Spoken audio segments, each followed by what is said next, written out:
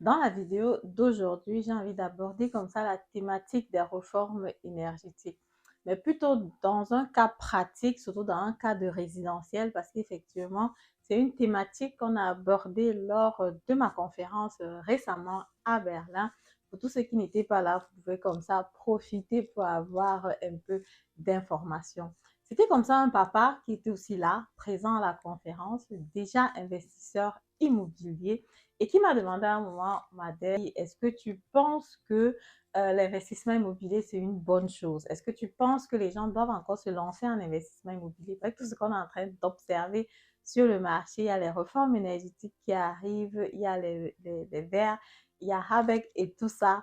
Qu'est-ce qu'on doit faire? Est-ce que nous qui avons investi sur l'immobilier, est-ce qu'on n'a pas fait une erreur d'investir sur l'immobilier? Parce que ici, on parlait vraiment du résidentiel. Il m'a dit, imagine-toi que cette loi arrive à passer, ça va faire des dépenses énormes qui n'avaient pas été prévues et du coup, on ne sait pas où se mettre la tête. Qu'est-ce que tu penses de ça?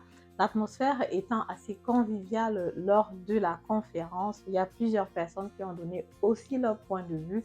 J'ai mon point de vue aussi naturellement par rapport à cela.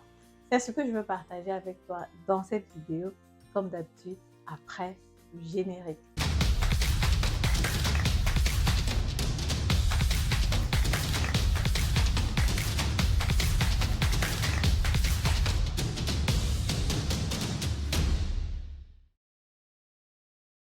Alors, salut à toi, bonjour. Mon nom c'est Madeleine Intedem, je suis investisseur immobilier, entrepreneur dans le domaine de l'immobilier, auteur du livre Devenir millionnaire avec l'immobilier. Si le domaine de l'immobilier te passionne, si le domaine de l'immobilier t'intéresse, c'est que tu es ici au bon endroit. Je t'invite tout simplement à t'abonner à la chaîne, partager le contenu, activer la cloche de notification pour ne pas rater les vidéos que je partage assez souvent sur la chaîne. Et naturellement, si tu veux déjà passer à l'étape d'investisseur, tu as la possibilité de me contacter. Les informations sont en barre de description. Alors, sans plus tarder, allons donc sur la thématique du jour. Les réformes énergétiques pour des personnes qui investissent sur le bien immobilier résidentiel. Je fais cette différence parce qu'effectivement, c'est un peu différent. C'est vrai que j'ai des biens immobiliers aussi que je propose, où il y a des rénovations qui sont en train d'être faites pour amener le bien immobilier à une classe énergétique qui va être plus positive pour qu'il n'y ait pas de soucis à ce niveau-là. Et ça, c'est une autre thématique par rapport au résidentiel. Effectivement, des personnes qui ont investi sur le résidentiel se posent ces questions. Surtout quand tu as acheté le bien immobilier, voilà, il y a longtemps. C'était l'impression que j'avais par rapport à ce papa-là, parce que comme je dis, voilà, il était quand même un peu déjà un papa relativement assis et qui a dit, OK, Madeleine, voilà, j'ai un bien immobilier. Bon, il n'a pas dit ça comme ça, mais après, on comprenait qu'il avait un bien immobilier résidentiel et qu'il avait un peu peur que si la loi passe, comment est-ce qu'il fait pour s'en sortir. C'est un peu comme je parle souvent, très souvent sur la chaîne. Il n'y a pas seulement lui qui a peur, il y a plusieurs personnes qui ont investi, comme je disais récemment, 65% de Einfamilienhaus, Zweifamilienhaus ici en Allemagne ont ce problème. C'est pour ça que même les Allemands, même si tu écoutes les podcasts, tu vas te rendre compte que plusieurs disent que, OK, même si cette loi est approuvée, il va falloir que l'État trouve des moyens d'accompagnement pour accompagner des personnes à le faire. Parce que si une personne a par exemple 40 ans, 50 ans, 60 ans aujourd'hui et qui est dans une maison qui est propriétaire d'un bien pareil, où est-ce qu'il va prendre cet argent-là pour pouvoir assainir le bien immobilier? L'assainissement, ça va te coûter 30 000 euros, 50 000 euros. Ce n'est pas un montant qui est forcément sur ton oreiller. Ce n'est pas un montant que tu avais juste là et que tu manquais quoi faire avec. Et naturellement, si tu es aussi un peu âgé et qu'il faut prendre un crédit par rapport à ça, ça va te coûter aussi de l'argent. C'est les taux d'intérêt. Justement, c'est pour ça qu'on parle de méthode d'accompagnement du genre. Peut-être taux d'intérêt sont un peu plus bas si le crédit va être pris dans ce sens-là, quoi. Donc, ce sont des choses qu'il va falloir que ce soit débattu et jusqu'à ce que ce soit approuvé et validé, ça va prendre du temps. Dans ce que moi je lui ai dit, comme je dis toujours d'ailleurs, c'est conseillé de toujours commencer par le locatif. Parce que quand tu investis sur le locatif, naturellement, d'un côté, tu as déjà les entrées du locataire qui te permettent de couvrir tes charges à la banque. Si tu es sur un bien immobilier locatif actuellement, même si tu es sur un assainissement, parce que l'assainissement aussi sur le locatif, tu vas prendre les dépenses que tu as fait, tu vas les faire voilà, valoir l'année qui suit. Quand tu fais ta déclaration d'impôt, c'est vrai qu'on ne va pas tout te rembourser. Si tu as dépensé, par exemple, je sais pas moi, 3 000 euros, 5 000 euros, on ne va pas tout te rembourser, mais on va quand même te rembourser une partie. Pourtant, quand tu es sur le résidentiel, on ne te rembourse rien du tout. Toutes les dépenses que tu fais, ce sont les dépenses qui t'incombent, toi, le propriétaire, parce que voilà, c'est pour ton bien-être, c'est pour ta maison et tout le reste. Mais pourtant, si tu étais sur le locatif, même si tu vas faire les dépenses au début, oui, c'est vrai, ça fait mal.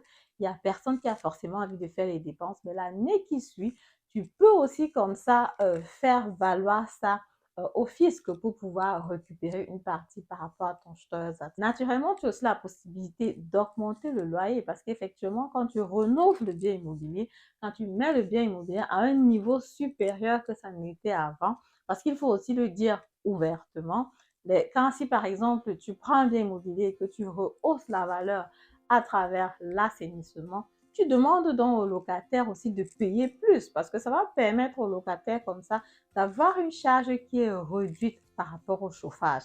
Parce qu'effectivement, quand on a une classe énergétique qui est élevée, le locataire est obligé de plus chauffer la maison et ça fait plus de dépenses pour le locataire. Les appartements que j'ai actuellement, par exemple, sont des appartements qui sont relativement, on va dire, âgés. Et là, tu te rends compte, ou bien que tu trouves en ligne, tu te rends compte que le house geld là-bas, le montant que tu vas payer de façon mensuelle en tant que propriétaire pour l'entretien, ça coûte à partir de 300 euros. Mais pourtant, pour des biens immobiliers nouvellement construits, ou bien là, pour le bien immobilier que je propose, qui a une classe énergétique C, on est à peine à 150 euros, 200 euros comme house girl à payer pour les propriétaires. Pourtant, les autres biens immobiliers, on est à 300 euros, parfois 400 euros mensuellement à payer, tout simplement parce qu'effectivement, le bien immobilier n'est pas forcément à jour. Naturellement, quand tu prends un bien immobilier qui est aussi à jour, bon, le prix va être plus élevé, ça va de soi. Mais tu as la possibilité ici de dire, ok, tu prends comme ça cet argent-là, non seulement tu vas faire ta déclaration d'impôt avec l'année qui suit, et après aussi, si la maison est déjà à jour, tu peux dire au locataire, ok, il y a des rénovations qui ont été faites, et vu que ça te permet comme ça de vivre mieux dans l'appartement, tu peux augmenter comme ça le loyer. Il y a des règles qu'il faut respecter, tu vas pas augmenter seulement comme ça. Il y a des règles qu'il faut respecter, il y a des conditions qu'il faut respecter. Je ferai une autre vidéo avec les chiffres dans les détails pour vous expliquer comment tu augmentes le loyer après avoir fait une rénovation. Donc, c'est ce que je lui ai dit, ok, voilà, tu as commencé par le résidentiel. Moi, je ne conseille pas forcément de commencer par le résidentiel parce qu'effectivement, pour les personnes qui ont investi sur le locatif, tu peux même aussi hypothéquer ton locatif. Disons par exemple que si tu as commencé par investir par beaucoup de locatifs comme moi et que tu as un bien immobilier résidentiel et que disons que la loi la passe et qu'il te faut 30 000, 50 000 euros que tu n'as pas, ce que tu peux toujours faire, c'est hypothéquer un de tes biens que tu avais sur l'investissement immobilier locatif que tu vas utiliser pour financer cette dépense-là. C'est toujours possible.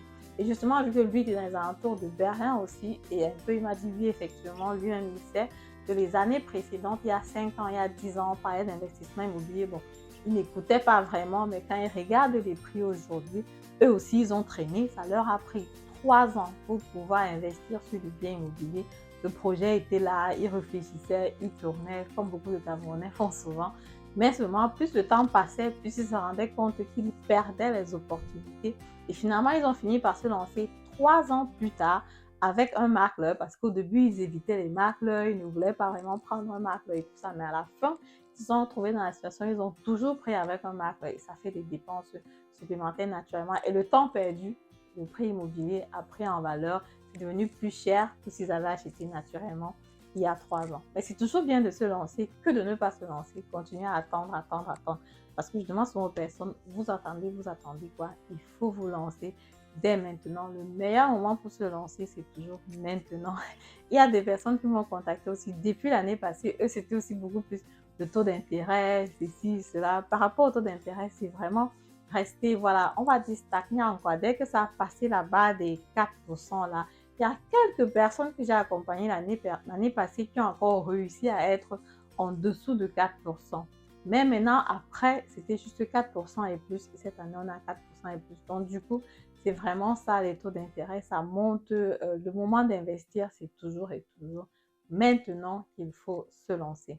Voilà, j'espère que je vous ai apporté quelques éclaircissements par rapport aux réformes énergétiques quand tu achètes un bien immobilier résidentiel. Pour terminer, je dirais de toutes les façons que quand tu achètes un bien immobilier résidentiel, fais ton épargne directement. Commence à économiser de l'argent parce que, comme je dis, toutes les dépenses qui vont venir, ce sont les dépenses qui t'incombent et malheureusement, ce sont les dépenses que tu ne peux pas faire valoir après dans ta fiscalité. Merci de m'avoir écouté et à très bientôt pour la prochaine vidéo. Comme d'habitude, n'oubliez pas de commenter, de partager, de liker parce que ça peut aider des personnes qui veulent se lancer sur le locatif, qui veulent se lancer sur le résidentiel. Et on se dit à très bientôt pour la prochaine vidéo.